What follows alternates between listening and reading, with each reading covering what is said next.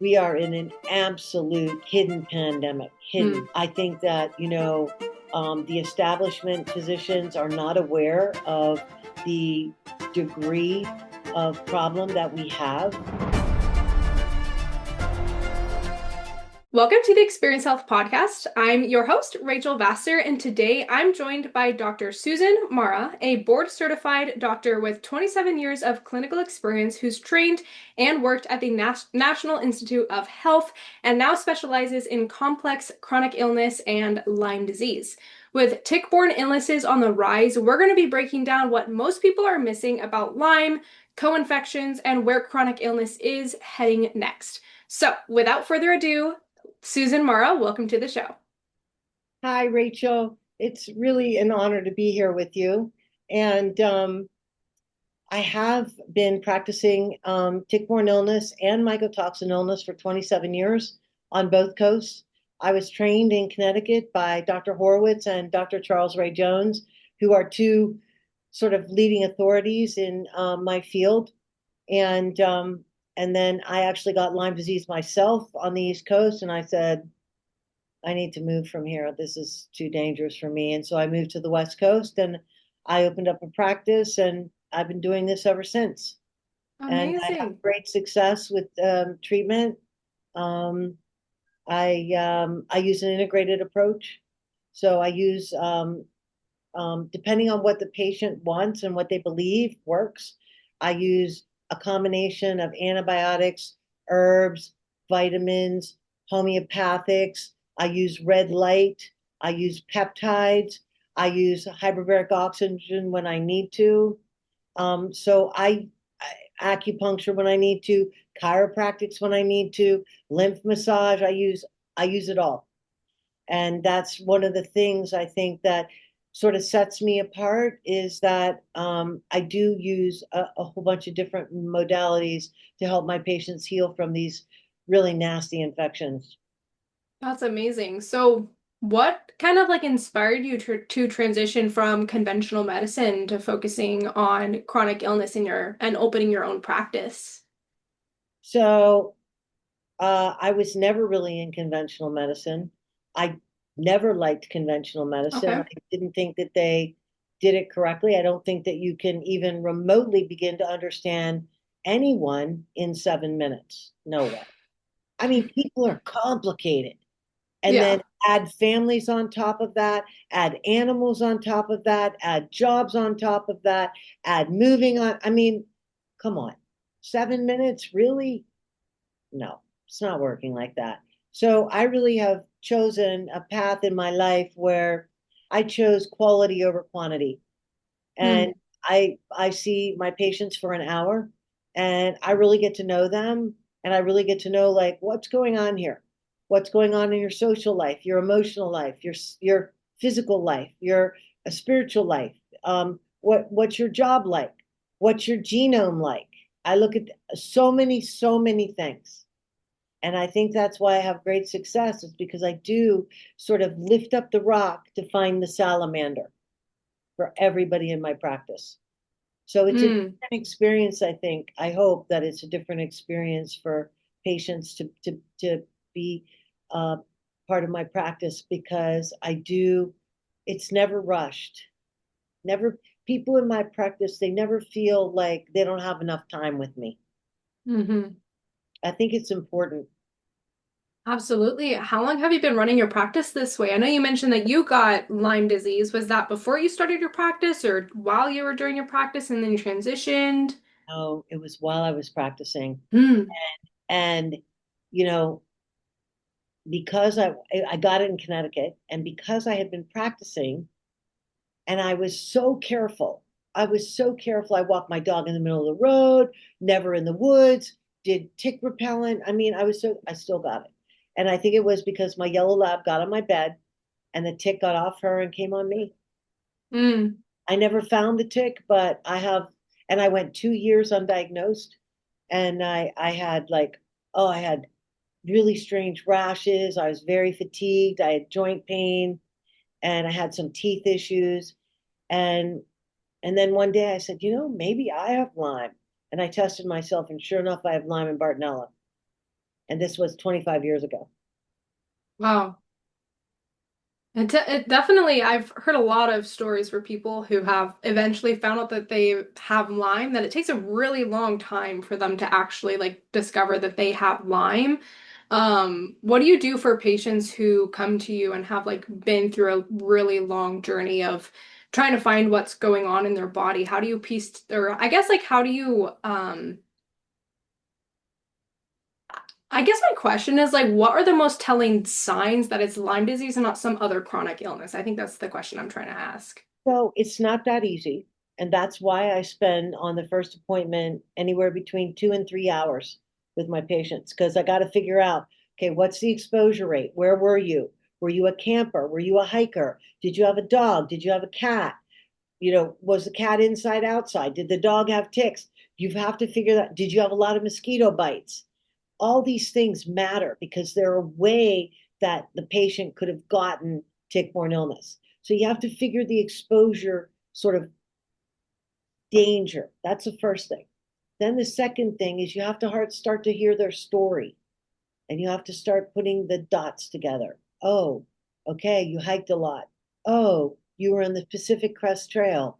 Oh, you had a tick bite. Oh, you had a bullseye. Oh, shoot, you had a fever. So it's just like this follow the breadcrumb kind of thing. Mm. And everybody's story is different. I'm just giving you an example of Yeah. how you would follow the breadcrumbs to figure out, oh, okay. And sometimes I get stuck because I can't see how something would have happened. Then I have to go back and I've missed something. And usually I Yeah. miss like, oh, they went to Thailand and their home was infested with fleas or whatever. I know all these Yeah. things.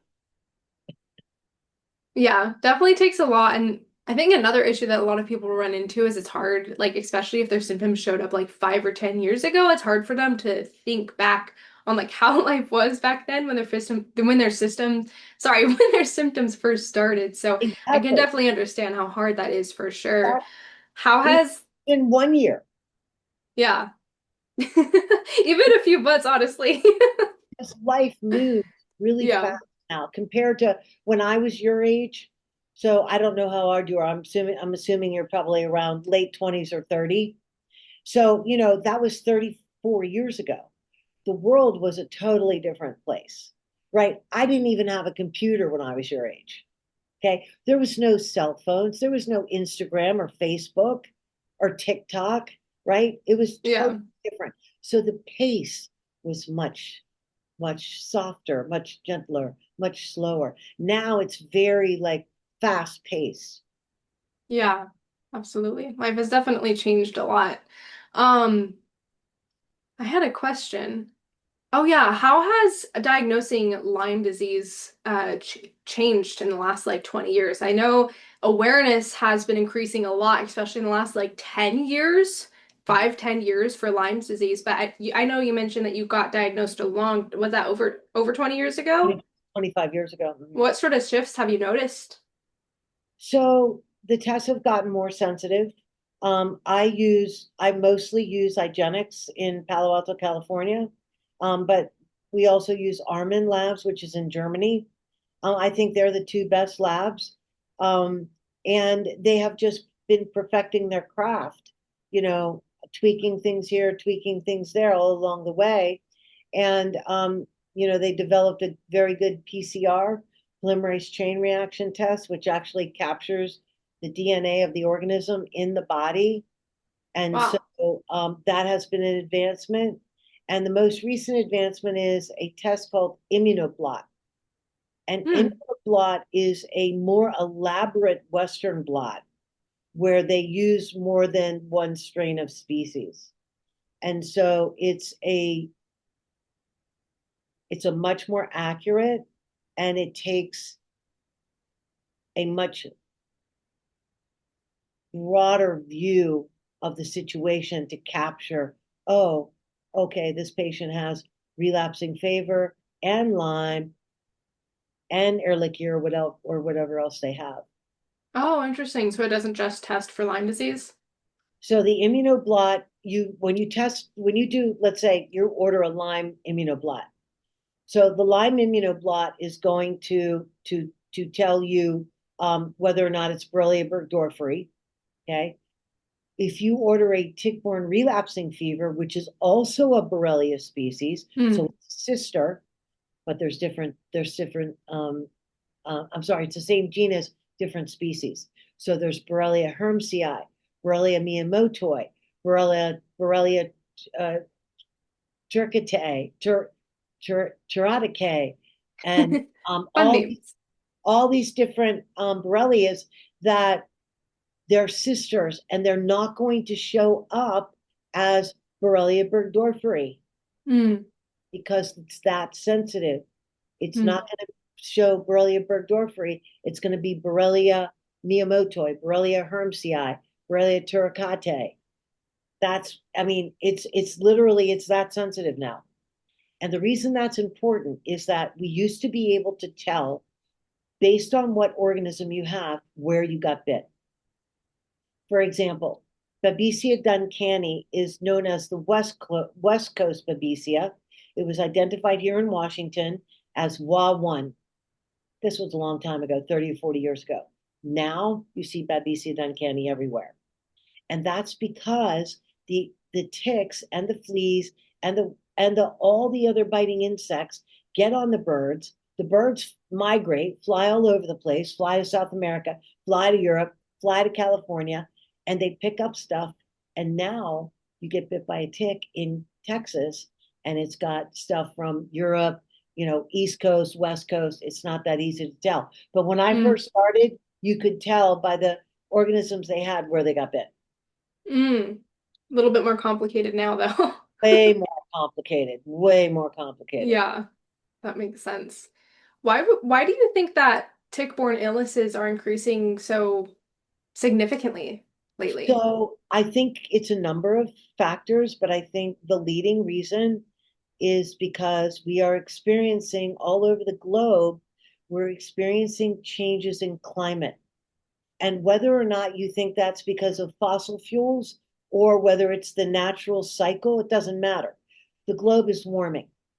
In my lifetime, in 64 years, we used to have a winter. It used to snow and it used to start getting cold in November. Now, here in Washington, on Monday it was 60 degrees. Well, what that means is that insects don't die. Mm. And so when they don't die, they can just keep replicating. And when they keep replicating, it means that the population expands. And when you have a greater population of biting insects, then you have more interface room for the biting insect to be biting. Yeah, And absolutely. so I think that's part of it. I think, encroaching on the natural habitat of wild animals. Um, so bears, cougars, mountain lions, those kind of animals here in Washington. I mean, they're all around, but now they're right next door. I mean, I have neighbors who have caught a 400-pound bear on their ring, okay, coming down at night to, topple over their garbage can. And so I live in Alaska, so that's something I'm very familiar with. what do you think is on that bear? Yeah. It's covered with ticks. It rubs against a tree. The tick falls off, right? Then the tick's crawling around on the ground. Then your dog goes there, has a pee. The tick gets on your dog, and there you go. That's how it happens. Yeah. Um, yeah, so I guess you would say like the biggest reason that it's increasing is because of the temperatures warming up. Do you think another reason that people are getting diagnosed with it more often is just because of more awareness of Lyme disease? People are actually getting tests Yes, for I it. think that's part of it, but I think that we are in an absolute hidden pandemic. Hmm. Hidden. I think that, the establishment physicians are not aware of the degree of problem that we have. And in particular on the West Coast, they are not aware. On the East Coast, they're more aware. I mean, the Hmm. East Coast is really a danger zone. It really is. I mean, Martha's Vineyard, Nantucket, the whole eastern seaboard, all the way from Maine, all the way down to Florida. It's dangerous. The ticks are rampant, like rampant. And Wow. so, Makes me not want to yeah, move there. yeah, I mean, it's very actually alarming, and it's changed in my career time. Mm, In 30 years, it has changed. It didn't used to wow. be that dangerous. Now, I won't even go. I don't even like to go to the East Coast. Yeah. That makes me not want to go. That doesn't sound fun. It's loaded, Um, it's loaded with ticks everywhere. I mean, okay, so let me give you an example. So about 2 months ago, there's it's called the Martha's Vineyard Gazette, and it's a newspaper for Martha's Vineyard, which is an island off of Cape Cod. It's a very beautiful, very elite. That's where Obama went. That's where uh, Bill Clinton went. Well, guess what? It has a booming Lyme disease problem. And it's so bad there that in the wintertime, there's 6,000 residents on the island, and pretty much everybody has Lyme disease. wow. Yeah. Now in the summer, there's like 40 to 60,000 people there because it's a summer retreat place. Mm, But it's now becoming very dangerous to even go there as a tourist because the ticks are wow. everywhere. So how do those, well, I guess we can kind of transition a little bit into talking about like diagnosing and managing and healing from Lyme disease because I'm super curious. You mentioned that like pretty much all the people who live there have Lyme disease, and I understand Lyme disease is sometimes a very debilitating disease. How much does it affect, or I guess like does it affect people like very differently? Like some people are still able to maintain work, they just experience annoying symptoms, or others are like completely debilitated. Yes. So what we think is going on is, first of all, when you get bit by a tick, did you get 100 organisms or did you get 10,000? Hmm. Did you get Lyme disease only, or did you get Lyme disease, Ehrlichia, Bartonella, Babesia? What did you get? I Hmm. can give you statistics on that, actually. Ooh, I love statistics. It's a pretty brand new study, and the statistics are 40% of people out of a out of a 2018 study of 10,000 patients, Wow. 40% tested positive for two pathogens, 15% tested positive for three pathogens, 4.6% tested positive for four pathogens, and 0.7% tested for five or more. Wow. So 40% of people, 40%, that's 4 That's, in 10 yeah. test And positive. is that co-infections, just to clarify, is that co-infections from like the same tick, or is it because of their compromised immune system that they get Oh, more? okay, that's a great question. There's two different a Okay. co-infection is an infection that comes along with Lyme from the tick. Okay. A secondary infection is an infection like mycoplasma pneumonia, chlamydia Mm, pneumonia, Epstein-Barr, HHV6, cytomegalovirus, herpes simplex virus. And those are infections that result from being immunocompromised. Then you become a petri dish for everything in the universe, yeah. and you contract all these things. Oh man. That's It's not not fun. good. Definitely not good. Man. Yeah. So in that study they were talking about co-infections specifically. So like they were like some people, Correct. what was it, 0.7% were getting five co-infections from the same tick. Yep. Wow. So you can imagine this is how that happens. Okay. So a tick, it's a blood sucker, right? Yeah. So it bites a raccoon, it gets Ehrlichia. It bites a deer, it gets Lyme. It bites a white-footed mouse, it gets Babesia. It bites uh, a skunk, it gets Rickettsia. And then it bites you, and that's how you get all those. Ah, I see. Fun. Right? It's a bloodsucker, right? It Yeah. doesn't care if it's on you or a skunk or a mouse or whatever. It just wants a warm blood meal. That's what it wants. And Yeah. that's how it gets all these. Joe Burrascano, who's a really a pioneer in my field, and I have such great respect for him. He calls ticks the dirty needles of nature. So you get bit by a tick, generally not a good scene. Mm-hmm. So let's say we're talking about like the 40% of people who have two um, co-infections from a tick. Let's say they come to you. How I know we can't talk like time frames because everyone is different, but in your experience, you've been doing this for like 27 years. If someone like is able to go all in healing their body and doing what they need to do, how long on average would you say it typically takes for people to at least mostly recover from Lyme? And is there symptoms that will last their entire life? It depends on the person, it depends on their genome. Hmm. So what we know at this point is that tick-borne illness, Bartonella, Lyme, Rickettsia, Ehrlichia, Anaplasma, these are intracellular infections. And so if you picture a cell, right, and you picture these infections and they're on their way to the inside of the cell, they pierce the cell and cause a cell membrane injury, and then they enter the cell and get into the nucleus. And when they're in the nucleus, they overlay the chromosomes, which contain the genes, and they turn on and off genes. That's why some people get cancer. They get Hmm. all the genes get turned on. Some people get rheumatoid arthritis because they have autoimmune genes. They get psoriasis because they have psoriasis. They get Parkinson's, all these things. That's why there's a myriad of expressions of tick-borne illness, is because there's an epigenetic piece to this, which we don't understand yet. Mm-hmm. We know that uh, an individual's genome is the palette, the background palette. So if you think of a Monet picture, the background palette is your genome. And then these infections turn on and off genes and are problematic.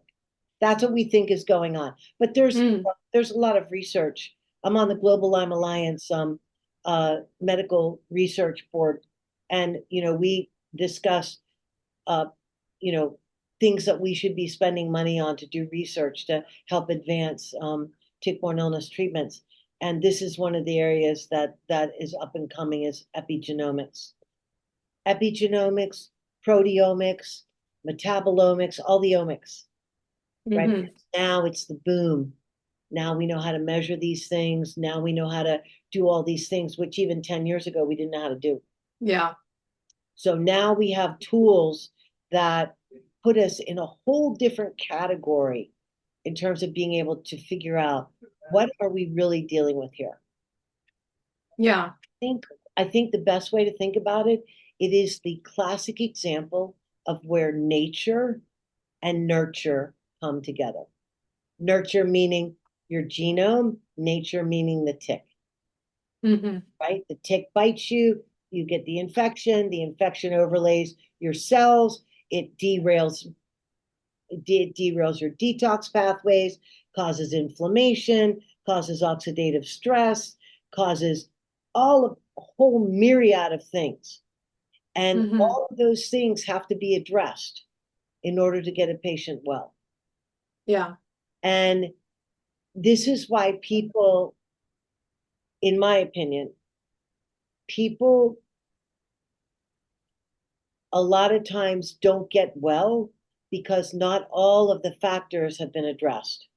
Have hormones been addressed? Do they have heavy metals? Do they have mycotoxins? Do they have the spike protein? Do they have secondary infections? What's their viral load?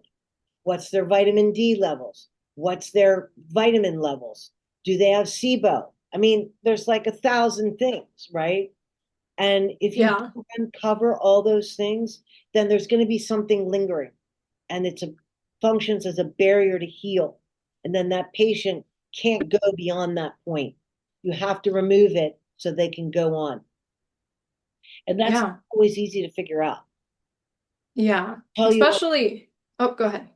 I'll tell you when it's really not easy. We now have a patient population of people who are extremely sensitive to EMF. And I mean, like they can't even live in a house. They have to live out in a yurt away from EMFs because the EMFs stimulate bad behavior in mycotoxins and probably in bacteria and cause increased replication and increased release of toxins. Very bad. Now, that's genetic. And that genetic propensity has to do with calcium gated ion channels. When you have certain ion channels and there's a SNP, a single nucleotide polymorphism, so you have a genetic SNP, okay, in the calcium gated channels, you are more susceptible to EMF, the effects of EMF, especially in the presence of mycotoxins. What are the symptoms of EMF sensitivity in people? So, okay, so it's complicated, but usually it involves a headache and they Okay. feel buzzing all over their body, like heavy buzzing, and Mm. they feel sick. When they're in front of a computer, they will feel sick. They will say, I feel sick. I have to leave here. They know that something is wrong. Like they know that it's EMS. They just can't say it, right? Yeah. And then it affects their autonomic nervous system, and that becomes dysregulated. So they get POTS. If they have EDS or they have MCAS, that makes it worse. So there's a lot, it's complicated. It's so much more complicated now than it was 27 years ago when I first started. You can't even Yeah. compare. Like we weren't worried about EDS, POTS, MCAS, COVID, spike protein. No, that's all been like in the last, I would say 15, that would be 2010. Yeah, I'd say about 2015 or 2010. Yeah. Even like way more, I guess, exacerbated since 2020 for sure. I know a lot of people have like a lot of the people who come to me, like they've just noticed like symptoms starting in like 2020 around that time. Well, Um, sure. it's a very, very, And very common. Also, huh? why do you think that is? Well, pandemic is probably definitely a huge reason for sure. So what we know is we know that Lyme, mycotoxins, and COVID via the spike protein initiate an inflammatory cycle called Hmm. chronic inflammatory response syndrome by increasing the release of IL-6 and IL-10, interleukin 6 and interleukin 10, and it starts this cycle of inflammation. Yeah. And then, it just goes like that. Yep, just affects every other area of the body. And Yeah. they're like, yeah, I have this, I have this, I have this. Um, the more people like tend to get labs or look into stuff, the more their like diagnoses just keep piling on because of how that inflammatory response affects their body. It's absolutely insane. I know you've talked a lot about mycotoxins and mold, in conjunction with Lyme disease. What is the connection between the two specifically, since you seem to mention that a So, lot? yeah, it's actually very serious. So where I live in the Pacific Northwest, it's always very damp and very wet and very cold. So it's a prime environment for molds and mycotoxins to grow. And if you talk to Andrew Campbell, who's the medical director of my myco lab, he will tell you there are 3 states that are the worst places to live in terms of mold. And they are California, Oregon, and Washington, even over Panama, Vietnam, Thailand, and Cambodia. That's how bad it is here. Wow. So in Arizona, clearly that's not as big of a problem. Yeah. But here and in this region, it's a huge problem. And so Hmm. when you get a tick bite, or you get a flea bite that has BART, or whatever bite you get, and then you go home and you have mold somewhere in your house, oh man, those two do not vibe at all. It's like the body says, okay, I've got this Lyme and Bartonella situation going on.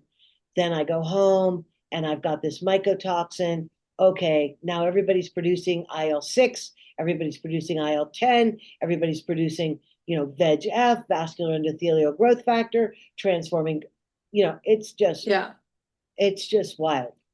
Yeah. And it just grows. And so Mm-hmm. mycotoxin 100% of the time makes Lyme and Bart way worse, way worse. And Yeah. it's a situation where 1 + 1 is not 2, 1 + 1 is 11. Yeah. It just Right? It's an multiplies exponential. exponentially. Mm-hmm. Oh shoot. And so that's why it's really critical. Like when I moved into my office and my home, I had them tested twice for mycotoxins and mold, because obviously I can't be in that kind of environment. And I can't have patients who are already mold toxic coming into a moldy environment, Yeah. right? That would So be very helpful. no, I get my place tested. I'm a little bit neurotic about these kind of things because I can't have that. Mm-mm. Mm-hmm. Did you have any like mold experiences while you were going through Lyme, or were you blessed with a mold-free home? I have been, so I've always been very, very environmentally sensitive. Like, oh, I can't eat that. Oh, no, I'm not going in there. No, I'm not going in that basement. But I wouldn't be able to tell you why. It was just a sense like, that doesn't feel right. And I'm very, very intuitive. And so if it doesn't feel right, I don't go there. And so I think my body and my awareness of the environment kept me safe. But not everybody has that level of awareness or has cultivated that level of awareness. And so you go into a moldy basement to visit your friend and you sleep there for a week, and then you're just pounded. Mm-hmm. And you've had mycotoxin exposure for a week. Well, that's a lot for the body. Yeah. And you can't, you, you depending on what mold it is, like if it's Stachybotrys black mold, it's not going to be good. It's going to be serious, and you're not going to be able to carry out basic, especially certain genotypes. Again, certain people have genotype. 25% of the population is very, very, very sensitive to mold. Yeah. I heard that there's a genetic SNP that makes it harder for your body to detox mold too. Yep, that is correct. It has to do with glutathione. Mm. Glutathione is the master antioxidant. It's produced in the liver. And when you have SNPs on glutathione, you have a problem with detoxing. In addition Mm. to which, there is another gene called MTHFR, which is methyl tetrahydrofolate reductase. And that gene codes for folate and B12 utilization. Excuse me. Codes for B12 and folate utilization in the body. When you have MTHFR SNPs, you don't utilize folate and B12 well, and so your detox pathways are compromised. Mm. And that's common. I have it. I'm a C677T. I have one copy, which means I got it from one parent, right? So you're either homozygous, which means you get it from both parents, or you're heterozygous, where you get it from one parent. And when you're heterozygous, it's less of a problem. When you're homozygous, it's a problem. Mm-hmm. And so you have to supplement yourself with appropriate folate at pretty high levels, and B12, and then Yeah. detox pathways. Yeah. And make sure that the B vitamins are methylated too, right? To help your body absorb and utilize it properly. Correct. And so, Yeah. these are all the genetic factors which we're just now beginning to understand, Yeah. right? This is we've known about MTHF for probably maybe 12 years. I would say, yeah, about 2013, 2012, 2013. The glutathione SNPs, those are more new. Those are newer. And there's Mm-hmm. a great company in Texas called Intellex DNA that will take a snapshot of many of your different genes. And of those, there are glutathione genes that they can tell you whether or not you have problems with your detoxification pathway. And so that's become very in vogue now. Let me get my genome. Here's the Yeah. here's the problem with that. Just because you have the gene or you don't have the gene doesn't mean you're going to manifest the problem, right? Your genome is a genetic blueprint of your potential. It doesn't necessarily reflect your current reality. Yeah. So you could be a poor detoxifier, but if you don't have Lyme and mycotoxins, it's not going to be a problem, right? It's not going to show up. So that's why I'm careful about how I utilize those tests, because I think you can go overboard. And I think Yeah. it can become like genetically maniacal. We're like well, of course we're genetic. I mean, of course. That's why you look different than me. That's why our thumbnails look different. Your hair looks different. You have different eye color. Of course. But I mean, are you going to like base your entire treatment on somebody's genome? I don't think so. And that also has not held up in my office. Like for example, I'll test somebody. I used to do it a lot. I'll Hmm. test somebody and they'll come up with histamine genes. They'll come up with the HNMT, histamine N methyltransferase. And I'll be like, oh, okay, there's a potential MCAS patient. But guess what? They have no symptoms. So how do you explain that? Huh? Yeah. They have the they have the HNMT gene, but they have no symptoms.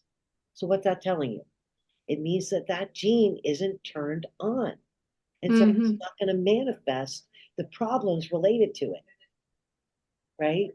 And so Yeah. doing genetic testing, just like everything, there's limits to it. There's some places where it's appropriate and some places where it's really not that appropriate. Yeah.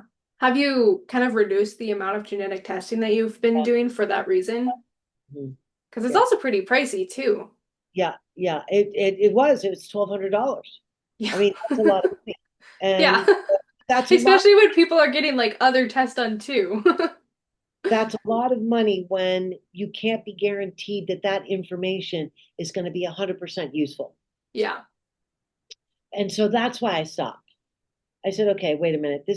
I don't think this is the whole story. So now what I do, the greatest gift that I can give my patients is to listen carefully. When they Hmm. tell me, Dr. Mara, my nose is running, my ears are clogged, my eyes are running. Okay, first sign, okay, probably MCAS, right? Or allergic constitution, right?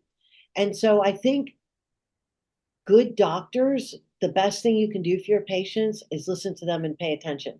And then go off what they tell you. And then you can say, okay, it's probably MCAS. Okay, they're probably poor detoxifiers. Ask the question, what does your urine smell like? Oh, it smells like heavy metals. Oh, it smells musty. Maybe we should take a look at that, right? Hmm. And that's why spending 2 hours on your first appointment is really important so you can pick up all these tiny little nuances that in 7 minutes you would never be able to pick up.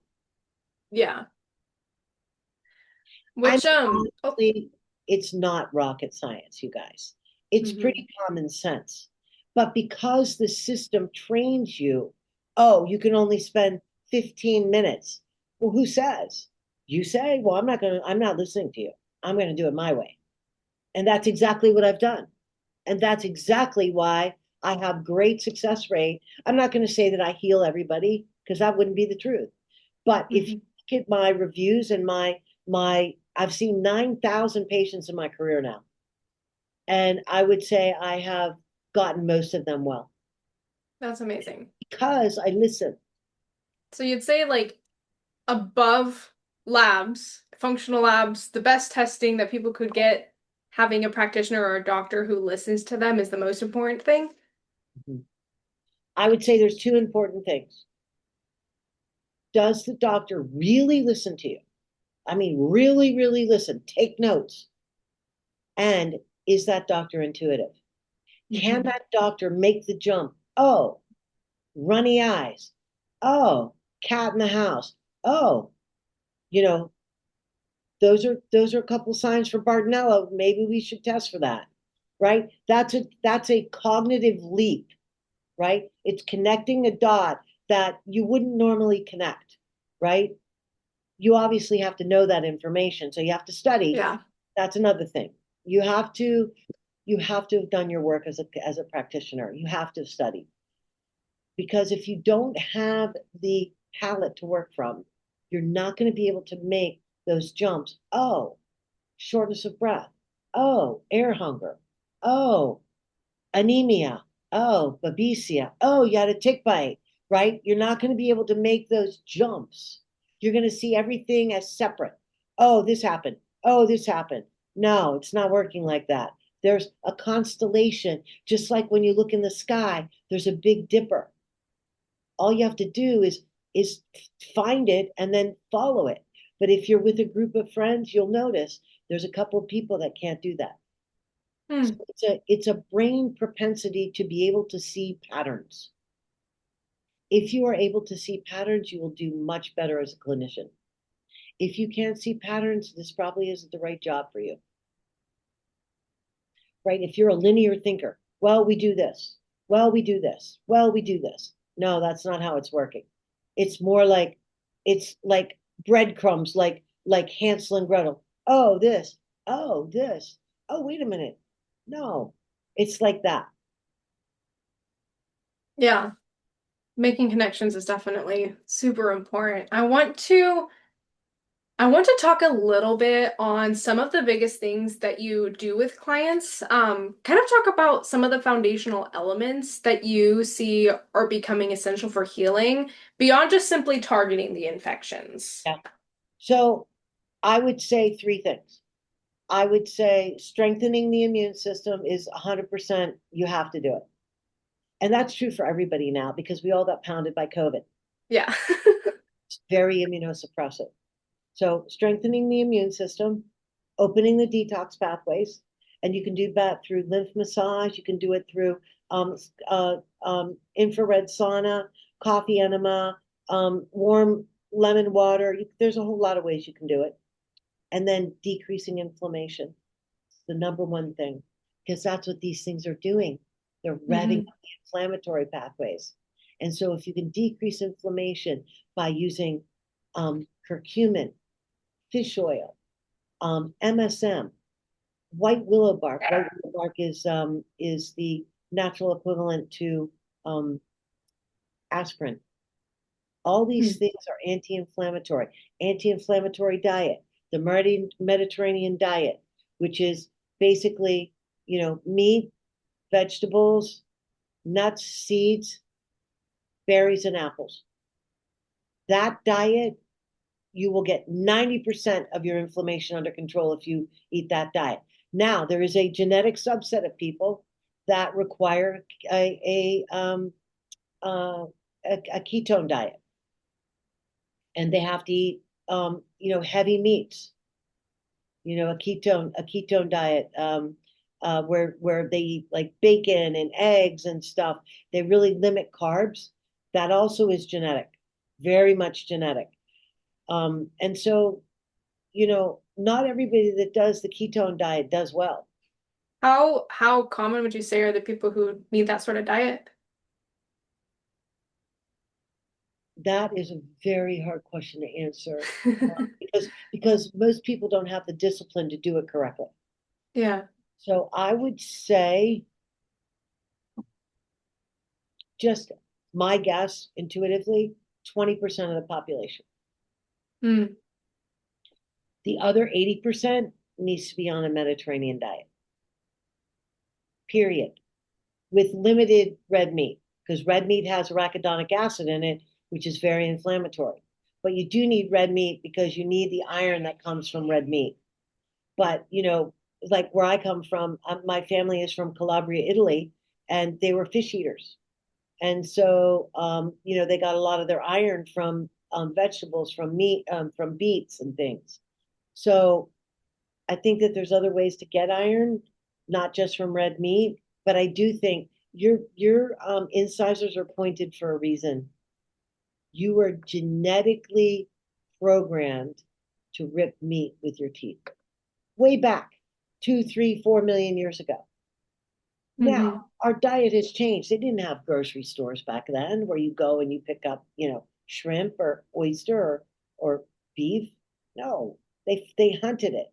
Now it's totally different. So our dentition does not reflect our current living conditions and standards to get food, which I'm Yeah. sure if you looked carefully, you would see that we're starting to see changes in our dentition. I don't know how you can do that. I'm just saying that we're not anywhere near where we were 2 or 3 or 4 million years ago.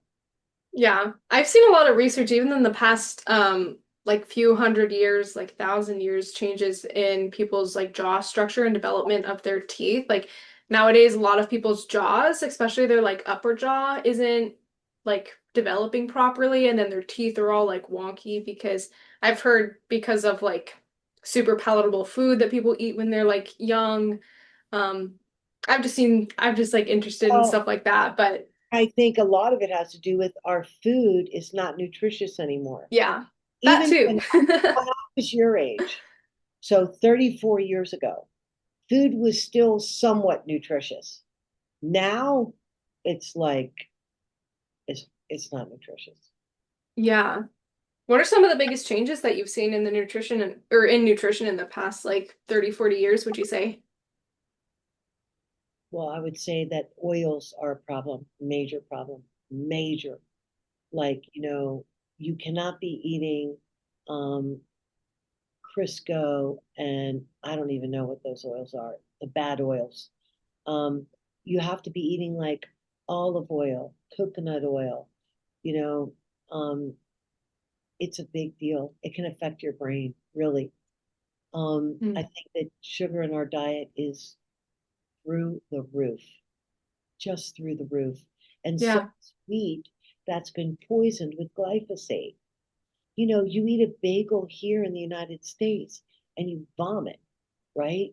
You eat a bagel in Italy and you don't feel bad at all. Well, why?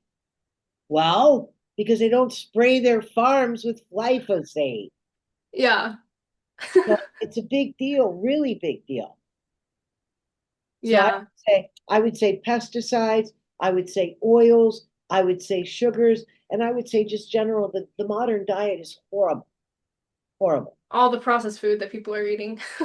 People can't afford to eat organically. It's so expensive. Yeah, why is organic more expensive anyways? They just use I different don't stuff or know. less stuff. I don't Like, know why that is. I don't know why that is. I don't know why you can get like a McDonald's hamburger for like 3.49 or whatever. I don't even know how much it is, but I don't know. why can you get that and you can't get good food for that? Yeah. Doesn't make any Or sense. like even the like processed healthier food. Obviously, I'm not a fan of processed food, but like the healthier processed food with less ingredients is like way more expensive. It's like it has less ingredients. What are you guys doing here? So yeah, It's absurd. I think also our environment is so polluted. Hmm. The air is polluted, the water is polluted, the soil is polluted. I mean, beings, if you look in evolutionary history, 4 billion years ago, do you think the animals that lived on this planet could cope with the toxins that we have now? Uh-uh. Yeah. I don't think so. Yeah, for And I sure. think it's going to be the demise of all of the living beings on the planet. I don't know when. It's not going to be tomorrow. It's not going to be in 100 years, but I'll bet you in 500 years it's going to look a lot different. Yeah. Hopefully something changes. Well, I think it is. I mean, I think people's awareness is, people are starting to wake up. Whoa, wait a minute. This is probably not so good. That Yeah. 15th at 60 degrees, you know. Yeah. And also the majority of the population are dealing with chronic symptoms when Mhm. people used to not like experience that before. Even in your lifetime, when you were little, Yeah. when you were maybe under 10, so that would have been what, when you born in what, 96? Yeah, early 2000s Yeah, would be when I so was like under 10. Yeah. yeah, I mean, I would say even, you know, about 2000 is when I think things got started to get really bad. About Hmm. before, when I was little, you ate an apple or a berry and you could actually taste the nutrients. Like it felt like nutrients were going in your body. Now not so much. Oh my goodness. So I actually have a funny story about that. My mom has a garden. So when I was younger and I lived at their place, we would like grow a ton of like fruits and vegetables during the summer, and they tasted way different. Like especially the carrots and the strawberries, I noticed they tasted way different than what you buy at the store. So much so like I cannot just like eat carrots from the store anymore because they just don't taste good. It's like insane the Well, difference. it's interesting that you say those two foods, because what are those two foods? They're low to the ground. And so they absorb all the pesticides. I believe that strawberries are like one of the worst foods Yeah, for, yeah, I've heard that. pesticides. I won't even eat strawberries. And I used to love them. That used to be one of my favorite fruits. Now, no. Yeah. I don't know what they're doing to the carrots too. They're Well, like they like crack weird like when you try to cut them. I'm like, this is not what carrots are supposed to taste like. I mean, I think that, and then the nutrients in the soil are not the same.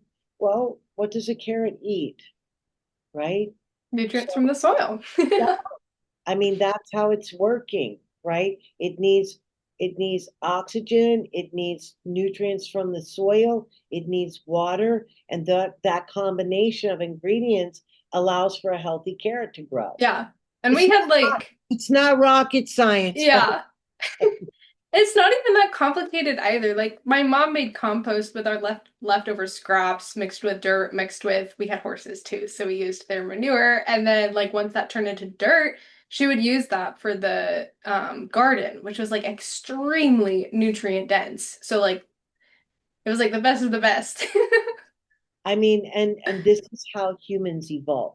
That hmm that kind of strategy is how we evolved. We did not evolve with, Nabisco and, you know, I don't even know the companies, but you know what I'm talking about. Yeah. We didn't evolve with this. This is not No, how we our didn't involve eating like five Coca-Colas a day. Like oh my God, no. Our bodies don't know how to handle that. no. And that's why we have a diabetes epidemic. Yeah. I mean, that's one of the reasons. Another one is that everybody sits around now and is on their tablet or their computer eating Um, bonbons or potato chips or I don't know what they eat, but um, Processed food. yeah, foods that are not nutritious. Yeah. I think now it's actually very difficult to get nutritious food. Hmm. I do. I think that, I think a farmer's market is a pretty good place to get things.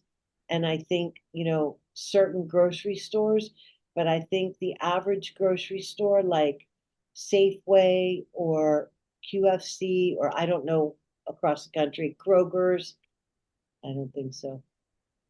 Yeah. You can tell because when you go to the produce aisle, the produce isn't as vibrant. It's more dull. Like an apple isn't vibrant red anymore. It's kind of like a dull color. And I think that's a reflection of the lack of nutrients in it. Yeah. I've definitely heard that a lot. I don't think I would be able to actually experience the difference from like from before and now, because for me it's kind of similar. Yeah. I just experienced the difference between eating vegetables at home and then eating fruits and vegetables at the store. It's a lot different. So, Well, yeah, I mean, in your lifetime, I don't think it's been as big of a change yeah. as my lifetime. hmm So when I was a little girl in 1965, I remember food tasted different. Mm. I remember it because we used to have, you know, family cookouts and things with vegetables and berries and all kinds of things. And I remember the succulent taste of fruits and vegetables, which you do not get now. Mm. It's different. And I think it's getting worse. I don't Would think, you? Yeah, I agree. Would you say that might contribute to overeating too because people aren't getting enough nutrients from their foods and their body can tell and so it like wants more food. yes, I think you're exactly right. I think the satiety centers in the brain, satiety meaning satiation, when your body says, I don't need any more food. I think they're all screwed up now because, 4 crackers only gives you, this much nutrient, Yeah. right? So it's the brain is now like all screwed up because it doesn't understand. Wait a minute, I should be getting what I need from this. I'm not getting it. Eat more. hmm Mhm.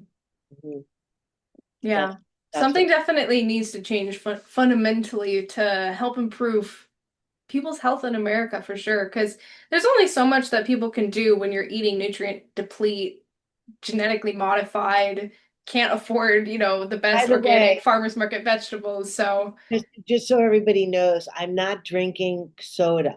I'm drinking organic tea, organic green tea. uh, good clarification. I've had to do that Um, before. I can't actually drink soda now. My body, it's been so long, more than 30 years, I can't even bring it to my mouth. It makes me sick. And I used to love Coke. When I was your age, I've I never been able to drink it. I loved Coke. I just loved it. Now, Yeah. terrible. Yeah. Makes me feel terrible. I feel like our taste buds change the longer we don't eat those things, and then we just can't stand the burst of flavor and I think that's sugar. true. I think that's true. I know for me it's sugar. My body Yeah. can't do it. And holidays for me, I don't eat that much sugar in my diet. I'm not going to say I'm perfect, but Yeah. I don't really have that much. And the holidays, when like last night, I just went to a party and there was, treats and everything. And, I had some and I woke up this morning and I didn't feel that well. Yeah. It just Your doesn't, body reacts to something that it's not supposed to have now. just doesn't make me feel good. So I feel Yeah. like if everybody could have that experience when they eat bad foods, that they wake up the next morning and they're like, oh no, I I've feel had I've had so many of my clients experience that after like a while of not eating super highly processed foods or, their favorite sodas or cookies or something, and then they eat them again. Like this happened with one of my clients, I think like 2 weeks ago. She was like, so I've been like really good with not eating, added sugar. And then I had like cookies. I don't remember what she had. And then she was like, I did not feel good afterwards. And she was like, I was finally able to experience like how I actually like how my body is actually reacting to these things now that I've not been eating it. I think yeah, everyone should have that experience. yes, I agree. And that's why an elimination diet is a really good idea to do for everyone so that you Yeah. experience what it feels like to not have all these added fillers and all this nonsense. Um, Yeah. it doesn't go in the body and get metabolized appropriately. hmm Builds up, it's like there's a process in the body called autophagy. And autophagy is when the cell engages in its own cleaning. It's like its own janitor. And it generally happens most when you're doing intermittent fasting. And intermittent fasting is when you fast for like 16 hours, you just have water, and then you eat for 8. During that cycle, your body goes into a phase where it undergoes and it starts undergoing the process of autophagy, which is cell cleaning. So intermittent fasting is a really good way to clean your cells. hmm And I try and do that all the time. Yeah. It's I'll have, hard. It absolutely is hard. No question. And it took me years to be able to do it. But now, since I've been doing it for so long, that it's a little bit easier. yeah. Some people too will just do like 24-hour fast, like once a week type of thing. As well if they're not able to do it every day if some people's work Yes. schedules are really crazy. And I So, think but the other thing is that in this culture, we've just got so removed from how we used to eat millions of years ago. Millions of years ago, we had bouts of famine, right? hmm It was a cold winter. We were in the cave. There was no berries. There was no buffalo meat. There was nothing to eat. Maybe you chewed on a bone. I don't know, right? Well, we don't have that period anymore now. We just have chronic eat. And Yeah. so I don't think that our bodies are tuned to being a little bit hungry. It's okay to be a little bit hungry. All, Yeah. in fact, in my opinion, you should be a little bit hungry all the time. You shouldn't Yeah. be sick. No. Yeah, I definitely agree with that. That's actually interesting. That made me think of PCOS. When I was learning about PCOS, my mentor mentioned that it's actually an evolutionarily or an evolution, I guess, mut what is the word? Mutation? Not mutation. Development, I guess you could say. There we Adaptation. go. Adaptation, yes. Where women would like put on weight in the summer when they have enough food, so they're able to survive the winter, maybe carry a child, and then throughout the winter, through like a natural, like, I guess you could say starvation mode, their body would reset and they would no longer have PCOS. But women nowadays, because they're constantly fed and in a stress response, they develop PCOS and keep it because they're I not think going that through I yeah, think they're not going through what they and did. I know in my practice, I've seen PCOS rates go skyrocket. Yeah, When it's I absolutely insane. when I first started practicing, we didn't see, maybe we saw maybe one PCOS case every 2 weeks. Now we probably see PCOS 3 times a week. Wow. That's a lot. Yeah, yeah, it's a lot. So I think that that's true. I think that we're completely out of sync with all of the evolutionary cues that we've been evolving with for millions of years. I mean, we're like off the rails. Yeah. A And lot of times, a lot of times it doesn't even take it takes like a lot of tiny shifts to get back into like the rhythm that like we used to be. But it definitely a lot of people when I'm like helping up with like making these shifts, sometimes they're like, man, like what was I just like doing everything wrong? Like you wake up and just stare at a blue light, your phone in the morning, you don't actually get any sunlight because you don't go outside or you're under a bunch of blue light before you go to sleep. You're not getting that normal like wind down, sunset, darkness in the evening. Like for example, the light patterns. Like it doesn't take that much to align that properly, but everyone who doesn't know is not doing it properly. think that's huge. I think what you're talking about, this light thing, I think it's absolutely huge, major. And if Yeah. you look carefully, all of us that live like up here, you said you live in Alaska? Yes. Yeah, I mean, like you guys and us in Seattle, we have some of the highest rates of MS, autoimmune, breast cancer. Well, why do you think that is? Light patterns. Not enough vitamin D too. That's why I'm getting ready to move to Florida in like a couple months. Oh, that'll be fun. I don't want to get sick. I can feel that I'm getting stiff. And this is the first year that I'm starting to feel stiff. And I'm like, no, no, no, no. I'm not doing this. Yeah, So I'm gonna move to Florida in like April of next year. it's exciting. And I I hope you think, enjoy the sun. yeah, when I was there in October, my body felt good. Yeah. So like whenever I go on vacations during the winter, it's insane how much better I feel. Just like soaking up the sun. It's amazing. I mean, where you live, you guys only get like 3 or 4 hours of sun a day. Right now, yeah. The sun rose a few hours ago and it's already setting. So, Yeah, I mean, that cannot be good for you. yeah. I make sure I have a full happy light in the morning. I make sure I go outside when it's daylight every day and then I focus on like blue light blocking glasses, turning lights down in the evening to mimic, the natural light patterns to help with my circadian rhythm, but I have to be very intentional for sure. And even then like I'm like outside and it's 5 p.m. and it's completely pitch black or even like 4 p.m. and I'm like, what's happening?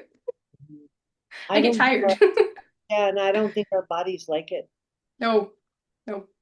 I really don't. Depression is definitely a huge issue in Alaska, for sure. Oh, for sure. Same here. We have one of the highest rates of depression. I think it's very related to the weather. Oh, absolutely. Absolutely. And in my practice, one of the things I use is red light a lot. And I use red light every day of my life. I have a red light laser and I have a red light helmet. And I don't want to get Alzheimer's disease. So I do red light for 20 minutes a day, every day. And Hmm. I'm and I'm not saying this to be boastful. I'm saying it because I think it's due to the practices that I engage in. But I'm as sharp as I was when I was 30. I haven't lost any, I haven't declined at all. Now, part of that is I think I have a pretty demanding thinking job, Oh, So absolutely. Yeah. think that helps a lot. But I also think it's that, I get 9 hours of sleep, I do red light, I eat properly, I drink a lot of fluids, I do a lot to keep myself, and I'm not saying I'm perfect. Let me be clear. None of us are perfect because we live in the modern world, right? Yep. You have a cracker, you have a brownie, whatever you do. It's rather the patterns that you set. Are you having Hmm. a brownie every day? Are you eating in front of the TV chips every day? Are you not eating vegetables? What are you doing? And it's Yeah. looking at your patterns and saying, no, that's not what I should be doing. Yeah, I think that's huge. I think a lot of people when they try to start like a healing journey is they try to be like perfect on everything and then it gets too overwhelming or maybe they do something that they shouldn't have done and then they, get down on themselves and just like give up on everything when And this is a really important point that you're bringing up because human beings have a tendency to, just by our nature, we're hard on ourselves. I hmm I don't think you should go down that path. I think, and this is what I tell my patients, like, let's say I have a patient that comes in and she eats 8 chocolate chip cookies a day. I'm just using that as an example. I say to her, Belinda, you have to stop eating so much sugar. I understand it's going to be difficult. So, what I want you to do is next week, I want you to cut it in half. I want you to have only four. So, I have one at 4 or 8 in the morning, one at noon, one at 4, and one at 8. 2 weeks later, cut that in half, only have 2 cookies. 2 weeks later, cut that in half, only have one cookie.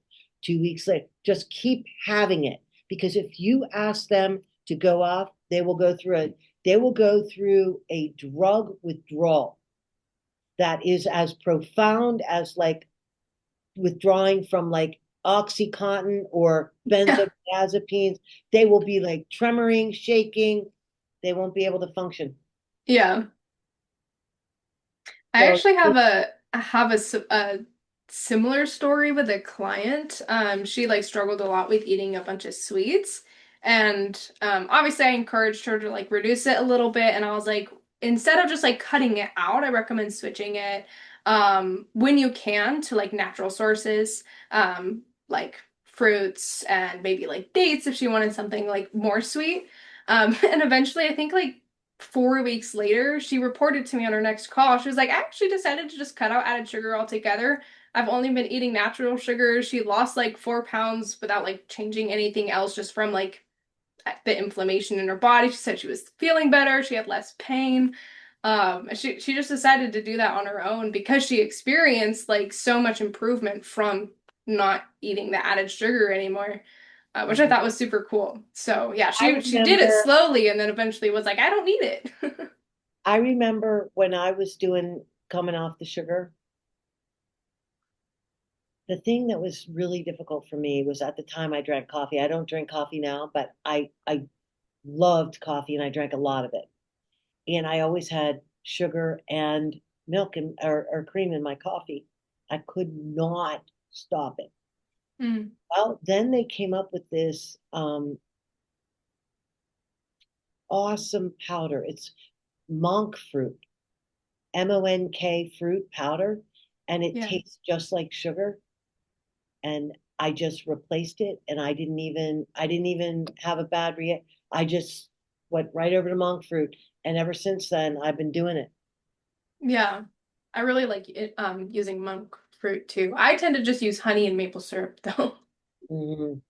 Those Maple are my syrup, common ones. maple syrup for me, I can't do that. That's too much for me. But honey, Mm. honey, I think is a good substitute. Monk fruit for me is what, like, if I'm going to have tea or something, that's what I put in my tea. And it seems to be just fine.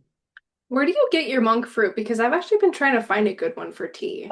Yeah, I get it on Amazon. It's called Bestie, Bestie. Let me see. It's a powder. Oh, cool. I see it. It's awesome. And it's like, it looks like powdered sugar. Do you do the granulated one or the powdered? No, powder. Powdered? Okay, cool. Yeah, Thanks. because it dissolves really well. Mm. Yeah, Patients, because I like having tea, but I don't want to have like honey on its own spike my blood sugar too much. uh, So, monk fruit doesn't seem to spike me. So hmm. um, I feel like it's a good, you know, I feel like monk fruit, I will be able to eat that for the rest of my life and not have to worry about my HbA1c or my fasting glucose. Hmm. Yeah. That's why I was trying to find a good monk fruit. So cool. Thanks. That's really helpful. All right. I think we went through many of the main points that I wanted to go through. Let me see Okay. if there's anything else. I think I want to end it on this. What message do you want people who are experiencing chronic Lyme disease or mold illness or everything together? What do you want those people to take away from this podcast and hear today? Okay. So I think the most important thing that patients should take from their practitioner is you need to listen to your body because your body is always talking to you. It's talking to you in symptoms, it's talking to you in feelings, it's talking to you in dreams. It's always talking to you. But you have Hmm. to be in a space to be able to perceive what it's trying to tell you, right? Hmm. If you're not, you're going to miss the clue. And if you miss the clue, that's how you end up with chronic illness. Aside from a tick bite, I mean, that's a whole different thing. But, in terms of like what I was just telling you, I had a brownie and a piece of pecan pie, which for me is a lot in an evening. And this morning I woke up and I did not feel good. And that's what I mean about paying. You got to pay attention. When you don't feel good, your body's trying to tell you something. Oh, that food wasn't good for me. Oh, that drink was not good for me. It's talking to you all the time, telling you, giving you feedback. Oh, do more of this. Don't do that. Go here. Oh, don't go there. It's always talking to you. So I think that's the most important thing that you should, as a healer, tell sort of encourage in your patients is to listen to themselves. I agree. I love that. This culture is not good about that. Yep. Throwback caffeine. Don't Everything care about about the fatigue. everything about this culture is, oh, suppress it, just Yep. keep it down, no, no, no, no, no, no, no, no, no, no. Even So like when I was gonna say, even when you go to the doctor and they give you medications, those medications just suppress the symptoms. They don't actually like heal what's going on in the first place. You just don't experience them as much. And then you have other symptoms, but that's beside the right, fact. right. But yeah, I love that. Listen to your body. Important. Yeah, it's important. And there was, Absolutely. like, in the 70s, there was a book. It was called, it's a very, very famous book, something like My Body Speaks or something like that. It was a famous women's book. I can't remember the name, but it was talking about the importance of listening to yourself. And they knew that back then, even before all the current super advanced science that we have nowadays. Rachel, human beings have been listening to themselves millions and millions of years. Yeah. We've been in the last 400 years where we've become like Yep. idiots. I know that's the point that I was trying to make. We knew that more then before we even understood how the body worked properly. So, yeah. Awesome. Well, thank you so much for coming on my podcast today. I Thank really you. enjoyed this conversation. Good. Um, I'm super excited I to was share it with really, everyone. yeah, good. It was really, really fun. Thank you for having me. And I hope that you have a wonderful holiday season and that if you have sugar, that you don't have too much. All right. You too. All right. Well, I'll talk to you soon. Have a wonderful rest of your day. All righty. Take care. Bye. Bye-bye. All right, I forgot to end out the podcast interview, but thank you so much for listening to the Experience Health podcast. If this episode helped you see chronic illness through a new lens, be sure to follow for more conversations like this. And you can find more about Dr. Susan in the show notes below. Until next time, have a great week.